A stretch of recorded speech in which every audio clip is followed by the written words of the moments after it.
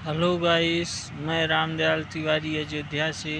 मैं आप सभी लोगों को एक बहुत ही अच्छा कहानी सुनाने जा रहा हूँ। कहानी इस प्रकार है।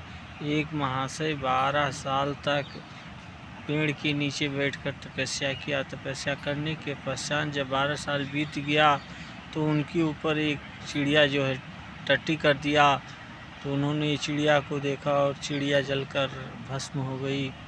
तो उनके मन में अहंकार हो गया कि मैं जिसको देखेंगे वो जल के भस्म हो जाएगा। तो पुराने ज़माने में कुएं से लोग पानी भरते थे, तो एक औरत पानी भरती और उड़ेड़ देती, पानी भरती और कुएं से उड़ेड़ देती।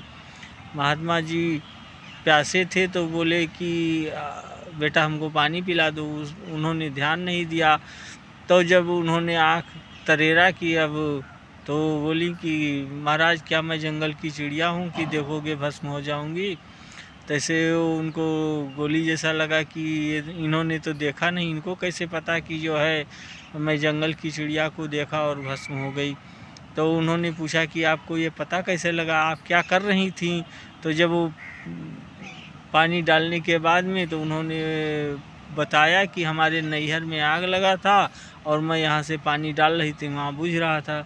तो बोली कि आपको पता कैसे लगा कि जो है हमने चिड़िया को देखा और भस्म हो गई। तो उन्होंने बताया कि जो है ये हम नहीं बताएंगे, हमारे गांव में एक विश्वकर्मा बढ़ई हैं, वो बताएंगे। तो उनके पास जब गए तो उन्होंने एक फंटी बना रहे थे और फंटी बनाते हुए ये पहुँचे तो कहीं कि बाबा आप ये क्या कर रहे हो। तो बोले कि हमारा नाती अभी खेलने जाएगा और खेलते खेलते उसका हाथ टूट जाएगा, उसी के हाथ में बांधने के लिए हम फंटी बना रहे हैं। तो उन्होंने पूछा कि आप अपने नाती को खेलने मत जाने दो।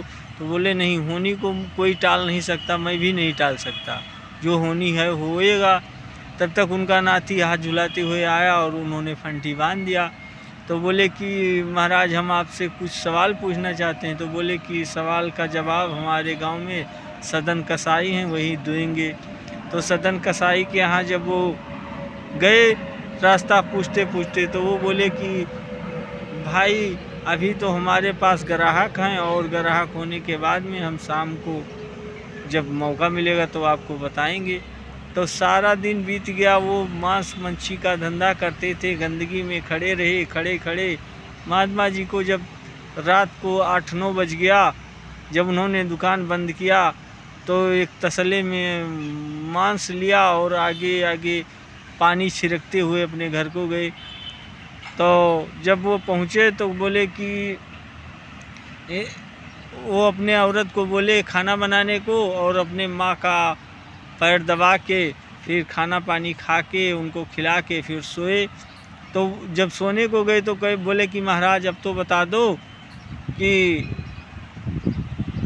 ये सब आप लोगों को पहले कैसे पता चल जाता है। तो बोले कि अभी भी आपको दिमाग नहीं आया, आपने 12 साल तपस्या किया, उसके उपरांत वो एक चिड़िया देखने से जल गई तो आपको अहंकार हो गया। हम लोग सत्य के मार्ग पर चलते हैं, इसीलिए हमको पता है। तो बोले कि महाराज पानी क्यों छिड़क रहे थे रास्ते में। तो बोले कि पानी हम इसलिए छिड़क रहे थे, बोले कि आपसे भी बड़ा पापी कोई है। तो बोले कि भाई ये तो हमारा पेशा है, धंधा है, और पानी हम इसलिए छिड़क रहे थे कि यहाँ कोई पापी का इंसान का पाँव ना पड़ा हो। तो बोले पापी कौन है। बोले जो कन्या का धन खाता है वो सबसे बड़ा पापी है, और जो अपने माँ बाप का सेवा करता है उससे ज़्यादा पुण्यात्मा कोई है नहीं। इसी के साथ हम अपनी कहानी को विराम देते हैं। चैनल को लाइक कीजिए, सब्सक्राइब कीजिए और कमेंट में जय श्री राम, हर हर महादेव लिखिए। थैंक यू, धन्यवाद। आप सभी लोगों को बहुत बहुत आभार।